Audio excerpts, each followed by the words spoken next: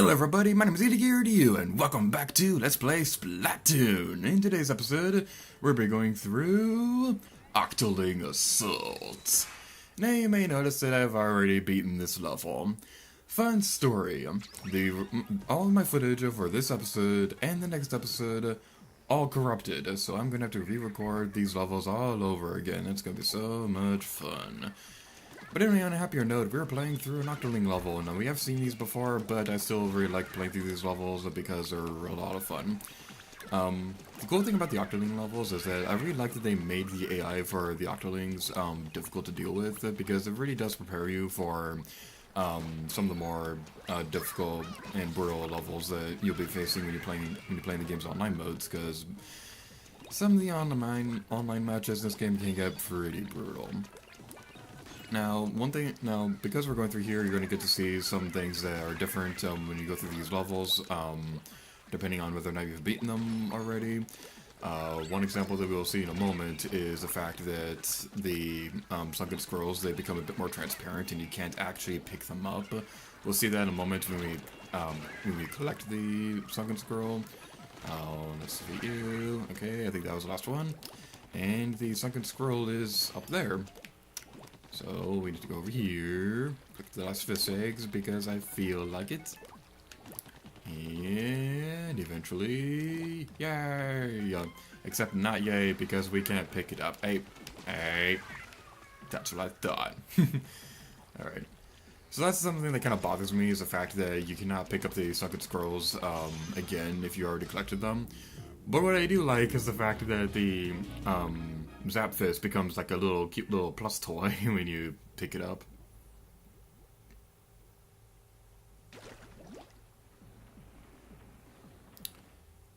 Alright, now I can demonstrate to the sunken scroll as if it didn't have to re-record all this footage, except I kind of do. Lady Luck shone down on the Octolings, and historians today agree that the Inklings' victory over the Octarians was mostly due to their superior number of limbs.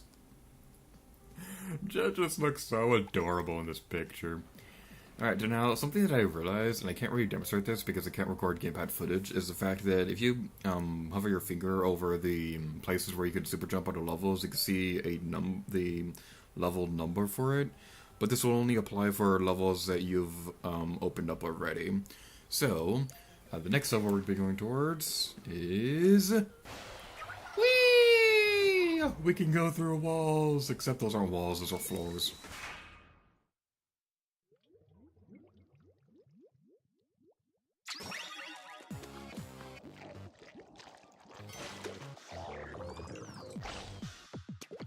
Going from one gameplay mechanic that I love to one that I'm not really that fond of, we're now dealing with the undeniable flying object. Oh yeah. Now, the thing about these levels is that I don't really remember what, if I explained why I wasn't that big, if I explained the reason why I'm really not that big of a fan of these levels. The reason is because these appear all the time, and the super weapon that they're going to be using, it's always going to be the same. They're always going to be using ink strikes.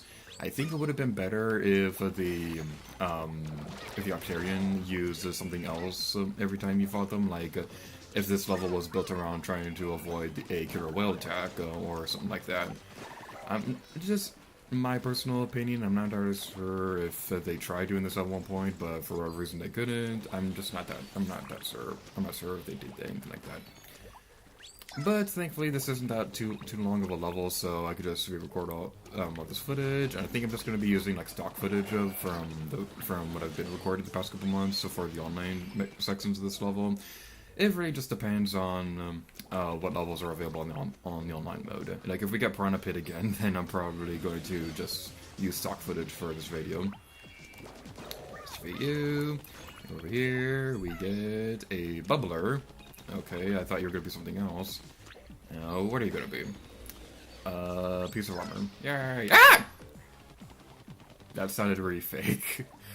Okay, that scream sounded fake. I apologize for that. Let's store you. Is there anything over there? No, there isn't.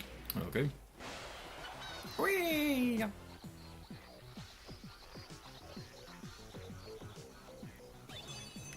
Final checkpoint! Alright, now we can use the super awesome power of the bubbler to destroy this guy.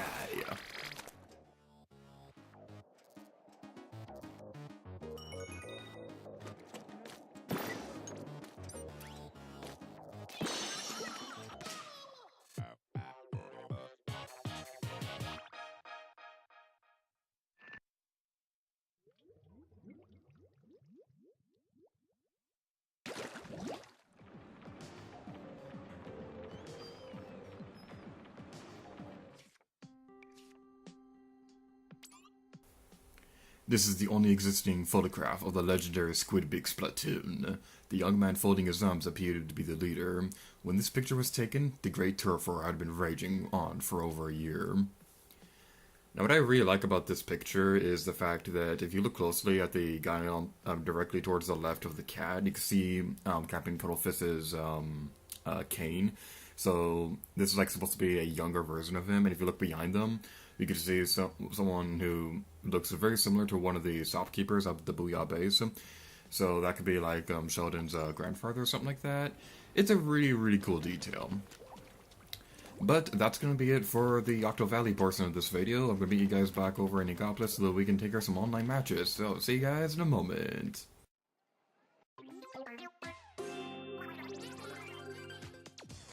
Hold on to your tentacles, it's Egopolis news time. Let's unveil the current regular battle stages of that. Come on, Mary, can you give us a pun? Just one, please?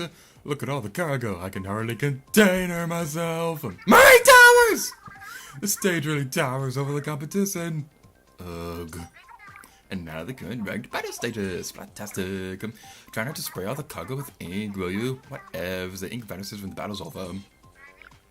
I heard they grow veggies in here too. Veggies? I'd rather eat a splatter shot. Until next time, stay praised. Boy. I have some mixed opinions about the current stage rotation. We have, in the same mode, we have my least favorite map in the entire game and my favorite map in the entire game. So, of course, we're going to be starting with the one that we've not only seen before, but is also my least favorite in the entire game. Now, I'm gonna try not to be too negative on this map because I'm pretty sure somebody out there who's going to be watching this video likes Port Macro, and I don't want to be too rude about it. Yeah, I think this is also the first time we've seen Port Mackerel in Turf Wars, because I believe we saw it in Splatoon last time.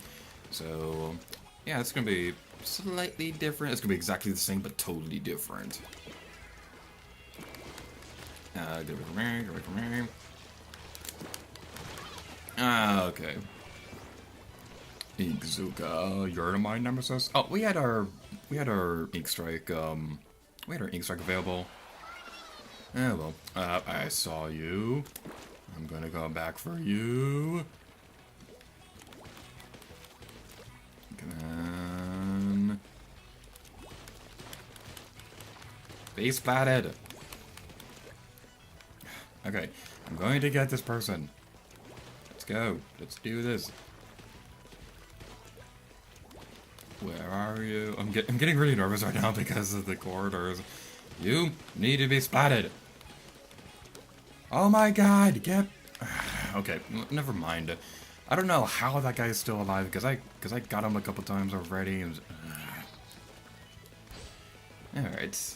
Let's just continue on our merry way. One thing that I really like to do, I'm not entirely sure if I mentioned this before, is the fact that I like to use burst bombs to cover ground while I'm going through an area. Like right here, I can cover that ground, and then like continue onward. That's a very poor way of wording that, but I'm not entirely sure how else I could word it. But that's just something I like to do. It's one of the reasons why burst bombs is my favorite special weapon in this game.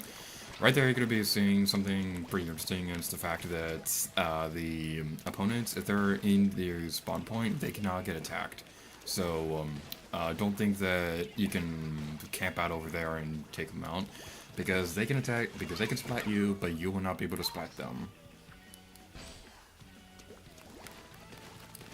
And let me just say something.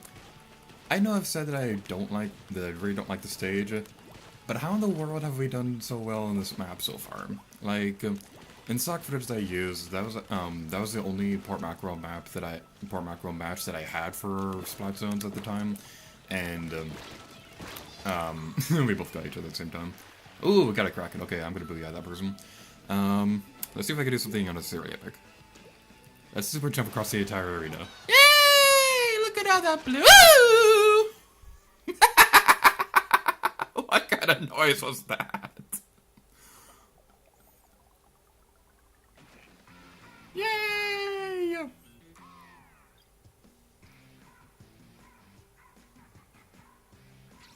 Most valuable team member! Yay, I'm useful!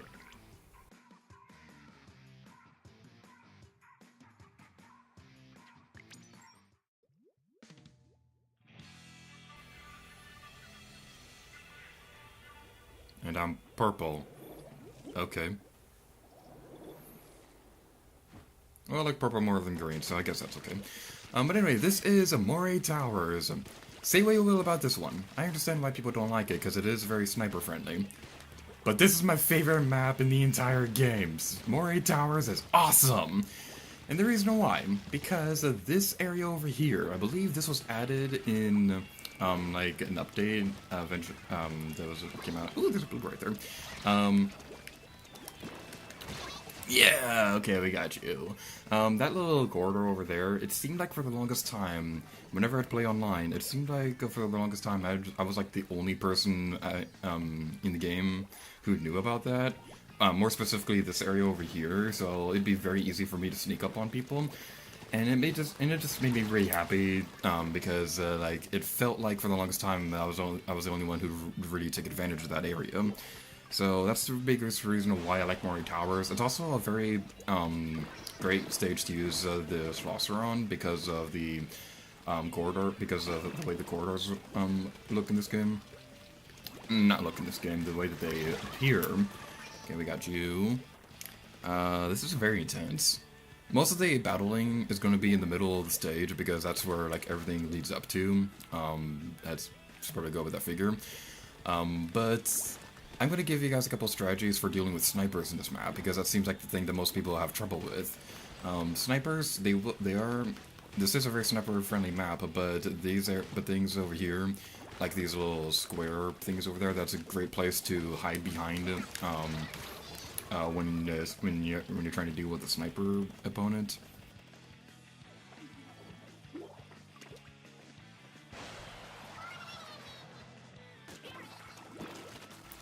Alright. Oh, come on. Yeah! Okay, that was cool!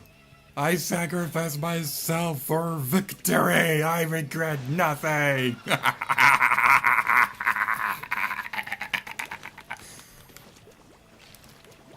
I died. On the topic of this map, while we still have a little bit of time to explain this, one thing that I guess I could explain is kind of the big reason why a certain other Let's Player kind of annoyed me when he did this game, because he didn't really explain why he didn't like Moray Towers, because all he really did was like complain about it the entire time without really giving a solid reason why he didn't really like it. Like when I explained oh, sorry, I thought you were an opponent. I hope that person doesn't think I'm mad at them or anything. But yeah, the reason why I didn't really like that part of the Let's Play, it was a great Let's Play, but the reason why I wasn't really that fond of that area, words. You didn't really describe why you didn't like the map, is what I'm trying to say. Like, when I explained why I didn't like Port Mackerel, I explained the reason was because I felt that it was a bit redundant to have a map based around sneaking around opponents when you can already sneak inside the ink. I think Miss Nella on one of her streams explained that the reason why she didn't like it was because it takes so little while to get back to the center of the map if everybody on the team is splatted, which I understand that reason, but yeah, that's basically everything that I wanted to talk about that.